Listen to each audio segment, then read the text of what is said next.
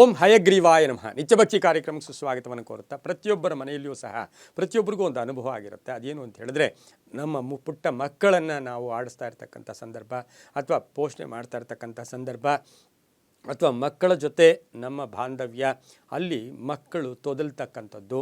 ಮಕ್ಕಳು ತೊದಲು ನುಡಿ ಅಂತ ಹೇಳಿದ್ರೆ ಚಿಕ್ಕ ಮಕ್ಕಳಲ್ಲಿ ಅದು ತೊದಲು ನುಡಿ ಇರುತ್ತೆ. ಆದರೆ ಸ್ವಲ್ಪ ವಯಸ್ಸಾದಂಗೆಲ್ಲ ಹಾಗೆಯೇ ತೊದಲು ಅಥವಾ ತಡವಾಗಿ ಮಾತಾಡ್ತಕ್ಕಂಥದ್ದು, ಮಗು ತೊಡುಕೊಳ್ತಕ್ಕಂಥದ್ದು, ಮಾತಾಡೋಕ್ಕೆ ಸ್ವಲ್ಪ ಕಷ್ಟಪಡ್ತಕ್ಕಂಥ ಸಂದರ್ಭದಲ್ಲಿ ಒಂದು ಸ್ವಲ್ಪ ತಂದೆ ತಾಯಿಗಳಿಗೆ ಒಂಚೂರು ಆತಂಕ ಇರ್ಬೋದು, ಒಂದು ಟೆನ್ಷನ್ ಇರ್ಬೋದು. ಅಥವಾ ಡಾಕ್ಟ್ರ್ ಹತ್ರ ಹೋದರೆ ಏನೂ ತೊಂದರೆ ಇಲ್ಲ, ಒಂದು ಸ್ವಲ್ಪ ದಿವಸ ಕಾಯಿರಿ ಒಳ್ಳೆಯದಾಗುತ್ತೆ ಅಂತೂ ಕೂಡ ಅವ್ರು ಹೇಳ್ತಕ್ಕಂಥ ಒಂದು ಸಾಧ್ಯತೆ ಇರುತ್ತೆ. ಇದಕ್ಕೆ ಜ್ಯೋತಿಷ್ಯ ಶಾಸ್ತ್ರದಲ್ಲಿ ಆಧ್ಯಾತ್ಮಿಕವಾಗಿ ಏನಿರ್ಬೋದು, ಇದಕ್ಕೇನು ಪರಿಹಾರ ಅಥವಾ ಯಾವ ವಿಚಾರವಾಗಿ ಇದು ಈ ರೀತಿ ಆಗ್ತಾ ಇದೆ ಅಂತಕ್ಕಂಥದ್ದನ್ನು ನಮ್ಮ ಜ್ಯೋತಿಷ್ಯ ಶಾಸ್ತ್ರದಲ್ಲಿ ಅಥವಾ ವೈದ್ಯಕೀಯ ಜ್ಯೋತಿಷ್ಯದಲ್ಲೂ ಕೂಡ ಇದರ ಬಗ್ಗೆ ಕೆಲವು ವಿವರಣೆಗಳನ್ನು ಅಥವಾ ನಮ್ಮ ಸನಾತನ ಸಂಸ್ಕೃತಿ ಅಥವಾ ಪುಸ್ತಕಗಳಲ್ಲೂ ಕೂಡ ಧರ್ಮ ಗ್ರಂಥಗಳಲ್ಲೂ ಕೂಡ ಇದರ ಬಗ್ಗೆ ಯಾವ ಗ್ರಹದಿಂದ ಮಗು ತೊದಲ್ತಾ ಇದೆ, ಯಾವ ಗ್ರಹದಿಂದ ಮಗುಗೆ ಮಾತಾಡೋಕ್ಕೆ ಆಗ್ತಾ ಇಲ್ಲ ಅಂತಕ್ಕಂಥದ್ದನ್ನು ಕೂಡ ನಾವು, ಅಥವಾ ಮಗು ಯಾಕೆ ತಡವಾಗಿ ಮಾತಾಡ್ತಾ ಇದೆ ಅಂತಕ್ಕಂಥದ್ದನ್ನು ನಾವು ಗ್ರಹಗಳ ಮುಖೇನ ತಿಳ್ಕೊಬೋದು. ಪರಿಹಾರವನ್ನು ಕೂಡ ನಾವು ತಿಳ್ಕೋಬೇಕಾಗಿದೆ. ಇನ್ನು ಜ್ಯೋತಿಷ್ಯ ಶಾಸ್ತ್ರದಲ್ಲಿ ನಾವು ನವಗ್ರಹಗಳಲ್ಲಿ ಬುದ್ಧಿಗೆ ಕಾರಕತ್ವ ಆಗಿರ್ತಕ್ಕಂಥವನೇ ಬುಧ. ಬುದ್ಧಿಗೆ ಕಾರಕತ್ವ ಯಾರು? ಬುಧ. ಹಾಗೆ ಕಂಠಕ್ಕೆ ಕಾರಕತ್ವ ಯಾರು? ಶುಕ್ರ. ಹಾಗಾಗಿನೇ ಆಡ್ತಕ್ಕಂಥವ್ರಿಗೆ ಶುಕ್ರನ ಸ್ಟ್ರಾಂಗ್ ಇರಬೇಕು, ಸಿನಿಮಾ ನಟರಿಗೆ ಶುಕ್ರನ ಸ್ಟ್ರಾಂಗ್ ಇರಬೇಕು, ಹಾಗೆ ಜ್ಯೋತಿಷ್ಯರಿಗೆ ಮಾತಾಡೋರಿಗೆ ಶುಕ್ರನ ಸ್ಟ್ರಾಂಗ್ ಇರಬೇಕು.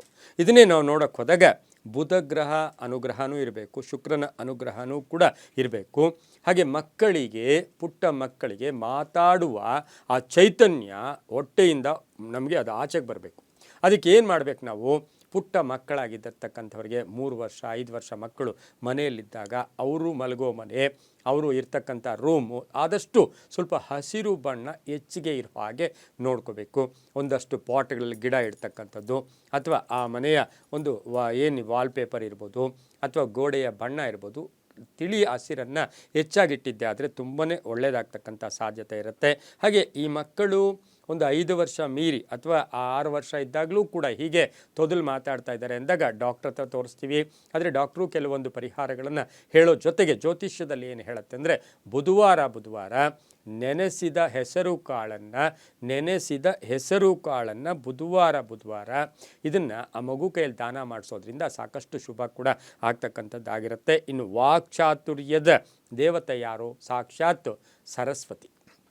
ಹಾಗಾಗಿ ಈ ಮಕ್ಕಳನ್ನು ನಾವೇನು ಮಾಡ್ಬೋದು, ಯಾರಾದರೂ ಗುರುಗಳಾಗ್ಬೋದು, ಮಠಾಧೀಶರಾಗ್ಬೋದು, ವಿಶೇಷವಾಗಿ ಶಕ್ತಿಯನ್ನು ಹೊಂದಿರತಕ್ಕಂಥ ಮಹನೀಯರಾಗ್ಬೋದು, ಅಂತಹವರ ಕೈಯಲ್ಲಿ ಗುರುವಾರದ ದಿನ ಬೆಳಗಿನ ಜಾವ ಅಂದರೆ ಸೂರ್ಯೋದಯದ ಸಮಯದಲ್ಲಿ ಆ ಗುರುಗಳಿಗೆ ಒಂದಷ್ಟು ಪಾದಕ್ಕೆ ನಮಸ್ಕಾರವನ್ನು ಮಾಡಿ, ಒಂದು ಬೆಳ್ಳಿಯ ಕಡ್ಡಿಯಿಂದ ನಾಲಿಗೆಯ ಮೇಲೆ ಐಂ ಬೀಜಾಕ್ಷರವನ್ನು ಬರೆಸೋದ್ರಿಂದ ಶುಭ ಆಗ್ತಕ್ಕಂಥದ್ದು. ಒಂದು ಗುರುವಾರ ಒಂದು ಶುಭ ಸಮಯದಲ್ಲಿ ಮಾಡೋದ್ರಿಂದ ಬಹಳಷ್ಟು ಶುಭ ಆಗ್ತಕ್ಕಂಥದ್ದು. ಹಾಗೆ ಮನೆಯಲ್ಲಿ ಗಾಯತ್ರಿ ಮಂತ್ರವನ್ನು ಅಥವಾ ಫೋನಲ್ಲಿ ಕೇಳೋದು ಅಥವಾ ಗಾಯತ್ರಿ ಮಂತ್ರ ಜಪವನ್ನು ಮಾಡೋದ್ರಿಂದ ಆ ಮಗುವಿನ ಕಿವಿಗೆ ಗಾಯತ್ರಿ ಹೋದಾಗ ಆ ನಾಲಿಗೆ ಅಥವಾ ಕಂಠದಲ್ಲಿ ಶಕ್ತಿ ಕೂಡ ಬರ್ತಕ್ಕಂಥ ಸಾಧ್ಯತೆ ಇರುತ್ತೆ. ಇನ್ನು ಹಯಗ್ರೀವ ಸ್ತೋತ್ರ ಇರ್ಬೋದು, ಜ್ಞಾನಾನಂದಮಯಂ ದೇವಂ ನಿರ್ಮಲ ಸ್ಫಟಿಕಾಕೃತಿಂ ಆಧಾರಂ ಸರ್ವವಿದ್ಯಾನಾಂ ಹಯಗ್ರೀವಂ ಉಪಾಸ್ಮಹೇ, ಈ ಶ್ಲೋಕ ಹೇಳ್ಕೊಳ್ಳೋದು ಮತ್ತು ದಕ್ಷಿಣಾಮೂರ್ತಿಯ ದರ್ಶನ ಮಾಡಿಸ್ಕೊಳ್ಳೋದ್ರಿಂದ ಇದು ಬಹಳಷ್ಟು ಚೆನ್ನಾಗಿರುತ್ತೆ. ಇನ್ನು ಗಾಯತ್ರಿ ಮಂತ್ರ ಅಂದಾಗ